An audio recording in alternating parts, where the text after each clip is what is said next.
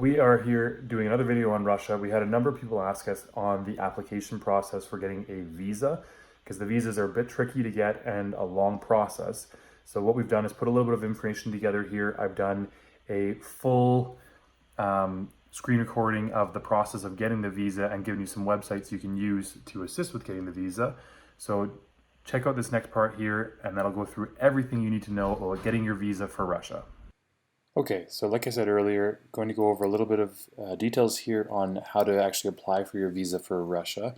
The thing we're going to focus on here is from Canada, but VFS Global does work with a number of other countries, so you can look at different countries for getting your visa there.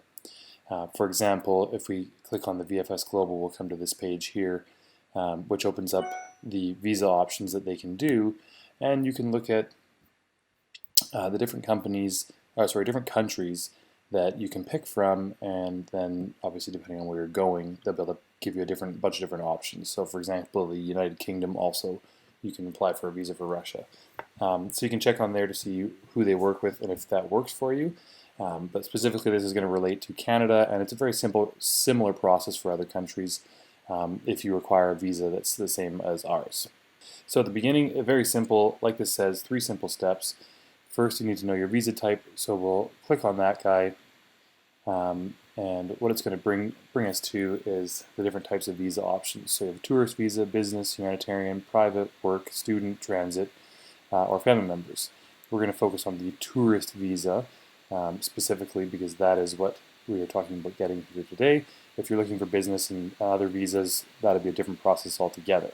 After that, what we're looking for is we're going to be mailing in our application.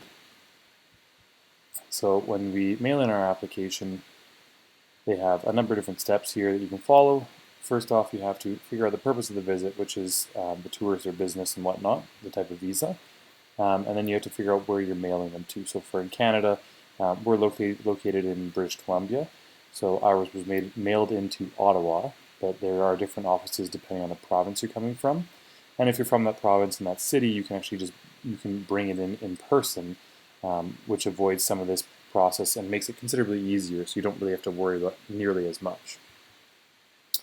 And then you'll also have to send in your application fees, which we'll go over a little bit more, all the different fees and what they are, but with your application. So the different fees you have here, first is the application processing fee, and that's what they charge. So they charge $50 Canadian to process the application. That's the only fee you're paying really for them processing your application and submitting it on your behalf. Then the postal service, so because you're sending it by mail, they charge you an extra fee of $45, which is basically them sending you your visa after it gets sent back to them in their office.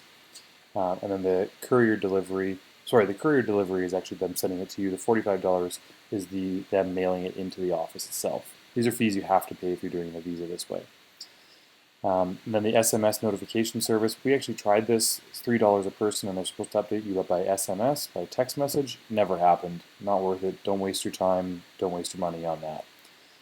The form filling service, this is just something you'll have to pay if you needed their help. You shouldn't need their help, so probably won't have to worry about this one. You also don't really need to worry about the same-day delivery to consulate unless you're in a crazy rush, because it doesn't make much difference. Ours was actually mailed in that same day anyways, so there was no point in paying the extra $40. And then the photocopy service, which you should not have to worry about either unless you have to photocopy something, or if they have to photocopy it for you and you have to pay an extra fee for that. So then after you figured out the fees that you have to pay, the next step is also sending in the postal application information sheet. So that one here is just a very simple form, basically information about you and signature, so that they can send you courier it back to you once you actually submitted it and it's gone through the approval process. And the email address here actually works really well. They replied to those pretty quick within the same day, so we had some questions about our status of our application, and they were really quick to get back to us. So after you've gone through these 5 steps, just as a general idea, the first type you're going to have to do is you're going to have to go to the online application form, which brings you to this page here, a little bit of information just to read through. And then when you actually want to go to the form, you click here. That will bring you to the same page we already have open here. and this is the actual visa application form that you have to fill out online for Russia. Okay, one of the websites that's really good for assisting you in doing this process is this Rushable. We actually used this when we were trying to figure it out, so shout out to Irina Domingo.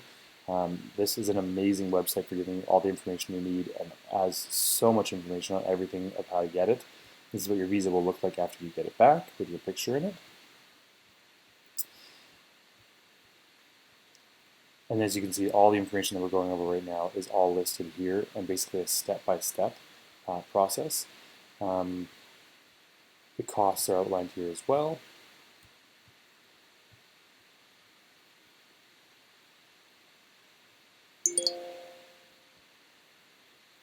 And then something else you'll need is you'll need to get the letter of invitation or visa support. You can get these on various different websites, which this actually recommends to you a couple different websites you can do. So exactly for here, what we got is we actually used our tour operator, and they gave us one, and they didn't charge us anything. And then what you can also do is get basically a support letter without having to go through your hotels, which is significantly easier, because otherwise you need a letter from every single hotel you're staying at. So this way you're kind of avoiding having to go to every single hotel by getting one done online. And there's just a simple process on here of how you go about doing that, and then making payment. And it's not too expensive for it. So you can see they're using euros here, but you're looking at something like $20 to $25, a little more if you're in Canadian dollars.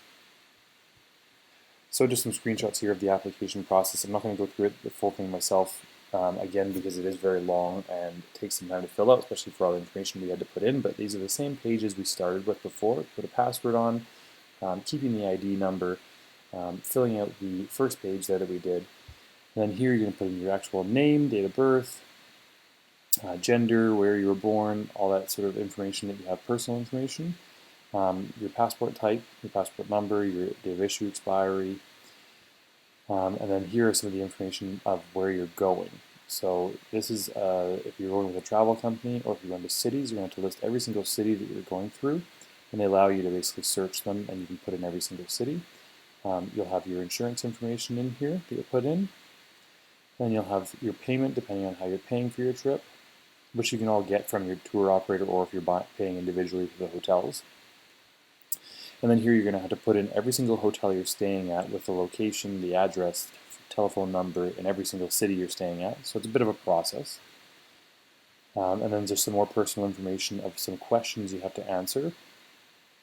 Whether or not you've been to Russia before, refused a visa, etc., etc.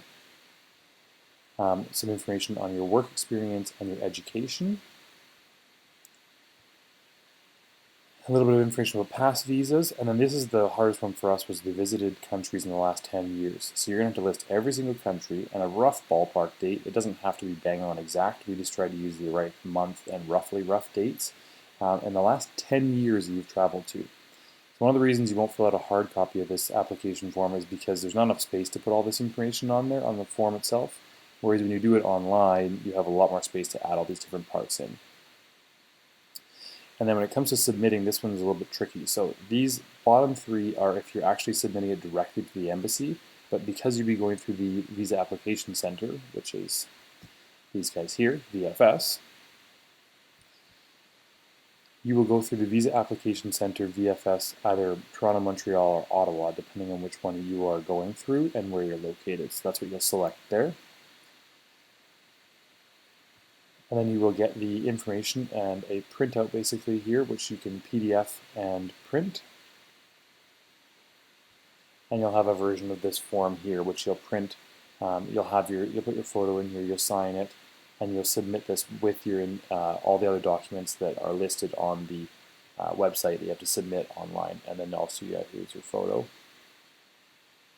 And then last, there's a document here that's the checklist that'll come up on the website, and you do this checklist as well too. Just basically, you don't have to submit this necessarily, but this is just a good idea of making sure that you have everything that you need. And so this is the checklist. This is the master list of everything that you need. The last piece that we haven't talked about as far as documents go is the introductory letter. A very simple letter. It's basically you have to have your name, all your personal details. I put our passport number and everything on there as well, as to identify who we were. And then we listed saying that we're coming for tourism, the exact cities we're going to, the reason we wanted to go there, and whatnot. It's a fairly simple letter, but you just have to list out everything you're going to. And lastly, payment side of things. You have to submit payment, and it's by bank draft for VF Services Canada Inc. You'll have to go to the bank and pay for a bank draft, and then you can send that with. You cannot send a personal check. I believe in person you can pay by debit card, but you cannot pay that way if you're mailing it in. You can't buy a credit card or anything, so you have to get a bank draft, which is a little annoying, but it's not so bad. So you get a bank draft for the total amount. You just add up all the different fees that we have. So like the postal application fee, all these fees here, your visa application fee, your postal application fees, the delivery fee, all those different pieces that you're adding together. Add that up, and then that's how you submit. And what you can also do is what we did to make sure is we sent them an email ahead of time, said what we were applying for, gave them all the details, and then I laid out the charges and said, can you just confirm that these charges line up with what we're looking for? And they replied back and said, yeah, those match. So we got the payment all put together and then sent that all by courier to the office, which is the address here. So you courier it to the address of whatever office you're going to. Ours took about 20 business days, pretty much on the nose, to be able to come back to us. You can send them as an urgent application if you're a very last minute, but I would suggest doing it at least 1 month out. When you arrive, you will get an immigration card like this, displayed here. They will give this to you when you check into the country. You will need to keep it with you and probably show it at every hotel, and then you will have to show it when you leave, so do not lose this. This is basically a piece of your visa, essentially. And at most hotels, they will photocopy every page of your passport, so you'll have to make sure you have that with you as well, obviously, while you're traveling. So now we've covered the type of visa, mailing in your application, and then we're going to go to the after app submission part. And so what you can do is you can actually track it. Nothing will show up here until outside of basically saying it's being sent back to you or it's submitted. So it's very, very, very basic. But you'll get a reference number. You can email them and ask them about your application if you need to, and they'll usually, that's how we got our reference number, because they never texted us, so I wouldn't waste money again on that. And then also the date of birth, and then you'll submit it, and it'll give you a little update. And for us, it basically said it was submitted to the visa office, and then we didn't get an update for about 3-4 weeks, and finally got an update saying it was being submitted back to us. And they don't tell you if you got approved or not. You just have to wait and hope that it was. Hope that it was approved when you were to get it back to you. So like we mentioned, this is the process of getting the actual visa itself. It is a long process. It's fairly straightforward. I would highly recommend using this Rushable website because they literally go through every single part, one by one step, so you can go read through and figure out all the details you need to know about every aspect of the visa. So you can see Rushable.com, Russia Visa Canada. I'm sure they probably have it for other countries as well, but this is specifically in Canada. You can probably find it for the different countries depending on what you're looking for, but this gave us a lot of help on actually applying in Canada. It does take a lot of information, so you're going to need to sit down for 45 minutes to an hour to fill out the entire application and go through the checklist and make sure you have your pictures and whatnot together. But make sure that you're allowing lots of time as well for you to be able to do this because it does take a lot of time. Do make sure you're giving yourself a lot of time to be able to fill out the application and get it in, submitted, and sent back to you, because it does take quite some time to be able to get it, all the information pieces together. Getting your approval letter, like your invitation, basically, getting all those details together and putting all the information in your visa application. There may be a few questions you have, might take a little bit of time, so give yourself several weeks to be able to fill that out. So that you're not doing everything to the last minute, because we were a little bit tight. I think we got our visas about a week before we needed to leave, so that was a little stressful. We didn't rush them, but I would recommend doing it a good couple months out, just to give yourself a little more leeway, so you're not like us hoping that it comes in that week before you leave. But otherwise, it was a pretty straightforward process. It was definitely the hardest visa for us to get, just because it was such a long process, and we had to get so many documents all together before we actually left. But overall, it was a relatively painless experience. It wasn't too bad, and we got approved, and we had an amazing time. So that's just a little bit of information on how to get a visa, especially for Canadians. I think it's a very similar process for US, UK, and likely a number of other countries. But check to see your country to see if there's anything different. And if you have any questions, please comment below, and we are happy to answer them. We'll see you guys in the next one.